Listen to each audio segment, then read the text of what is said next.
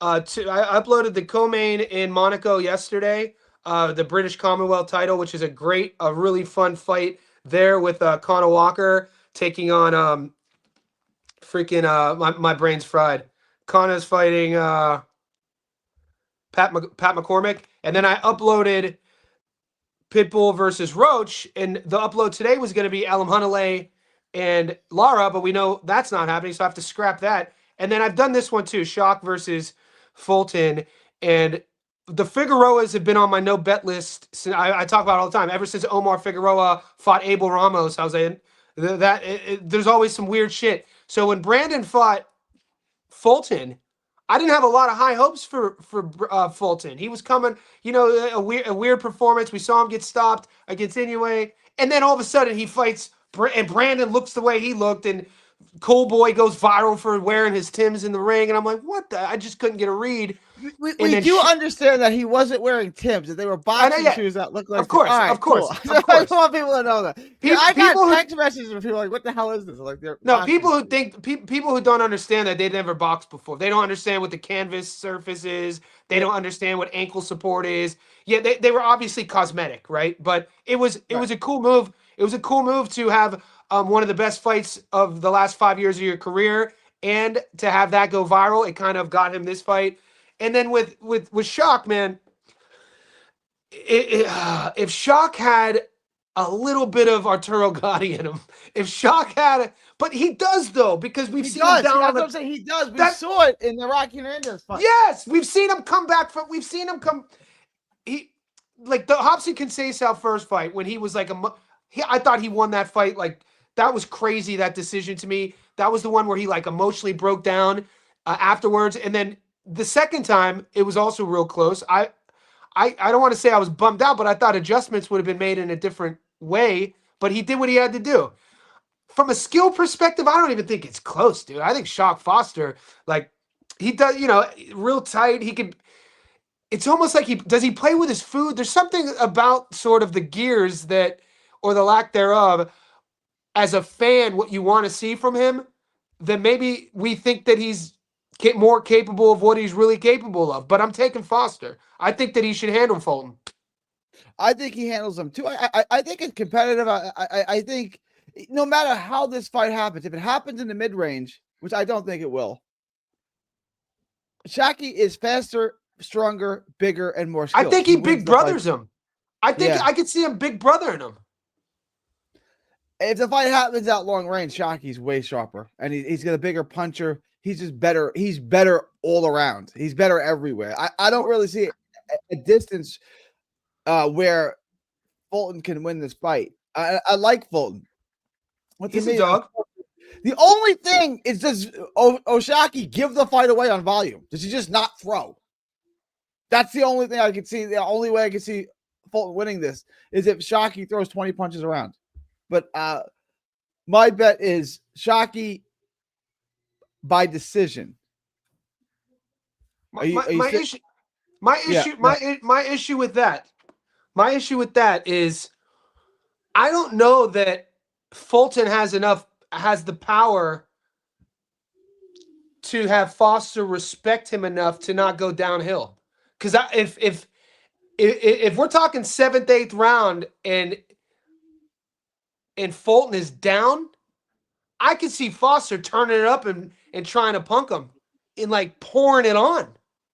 So do we like the over 10.5 or what do we like? What's the money line real quick? What are the odds real quick? Shaki minus 110, Fulton minus 115. Rather than getting sexy, I'm just taking Foster on the money line because Foster on the money line on this 3-leg is already going to put us in the green, right? Let's do it. Yeah, with this 3-leg, we're at plus 154, so we're nicely. So guys, I'm good with it. We want to put our balls on the table here. Shotgun on the money line. You tell me, Inoue stops Fulton at 126 pounds in the 8th round. I know we don't like doing this. What I'm saying though is, Shock Foster is way bigger than that, dude. And if he's up on the cards and Fulton starts taking unnecessary risks to try to punch himself back into it, which he doesn't have that power to do it, which I don't expect Foster even to respect the power, I can see Foster pouring it on and stopping him.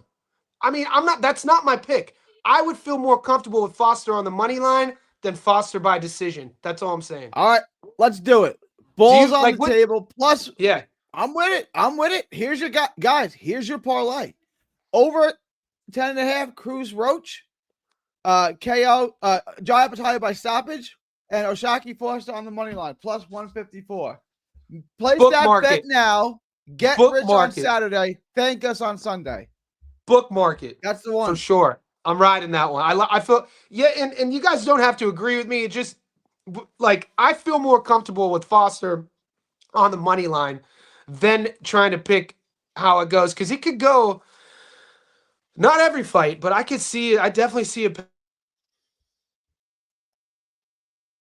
lead up in the media the last few weeks of how these two have been going at it. I think there's a little bit something on it.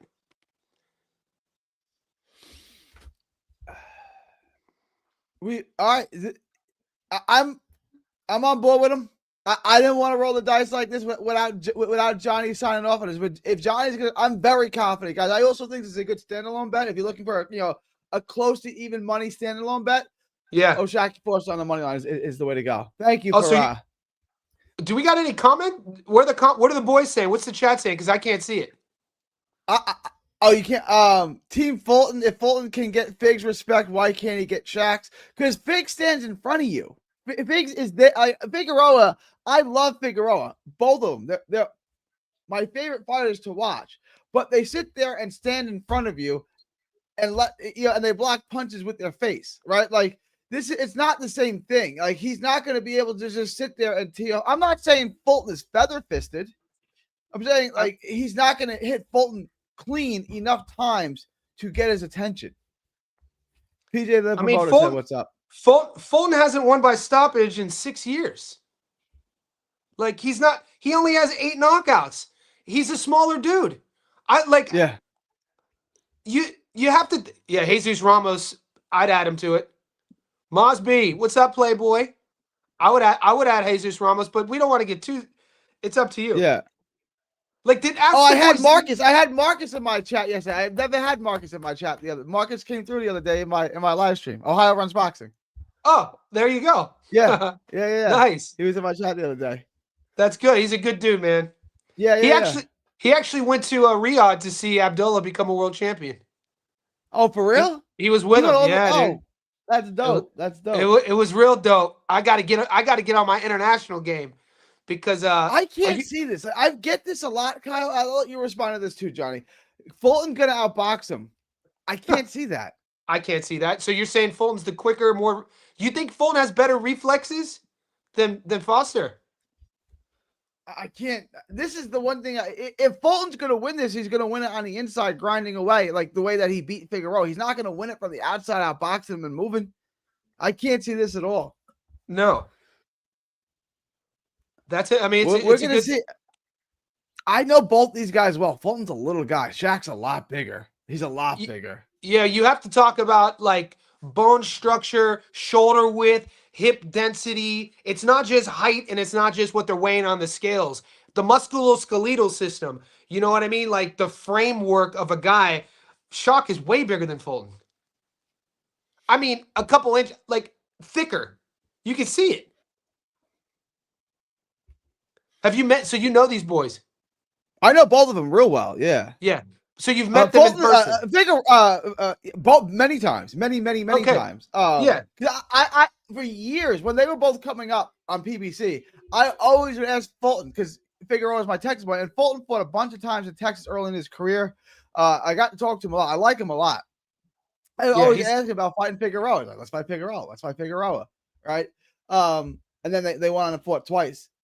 But and then Oshaki's my dude. Like that's my guy. So like my picture in my Discord is me and Shaki. Like Shaki's my guy. This is the one thing, a little showtime. The one thing that does scare me about betting on Foster. The one hesitation I'd have is just the volume. The volume. Is he gonna just give rounds away? Yeah. That is concerning to me. But I it's not concerning enough for me. Like I still say at -110, I would say that is a very good bet on on Oshaki. Let's get into Ramos and Sugar Shane Mosley, Spicy Shane Mosley, whatever they call him. Is that what they call him? They did for a while. Another guy I like a lot, Shane Mosley Jr. And Ramos, another guy. I know these two guys really well too. This is a beatdown to me. I like Shane Mosley. I think he's got decent skills, but Ramos is just so much better than him across the board. I think this is a one-sided beatdown. Honestly, I think Ramos stops him in the middle rounds, and it's a 6th, 7th round knockout, and it's bloody and ugly. Yeah, I was at the fight when he lost the split to David Toussaint on the undercard of Pacquiao versus Jeff Horn in Brisbane, Australia. And when that happened in 2017, he went in as a huge favorite, lost to Toussaint, and I was like, that's it. The show, the side show's over. And then having watched and paid attention to his career, to see that he's a legit fighter, man. A lot of props. I give a lot of props to Mosley Jr. At 154 pounds, Jesus Ramos was one of my favorite fighters. He's still young. I think when you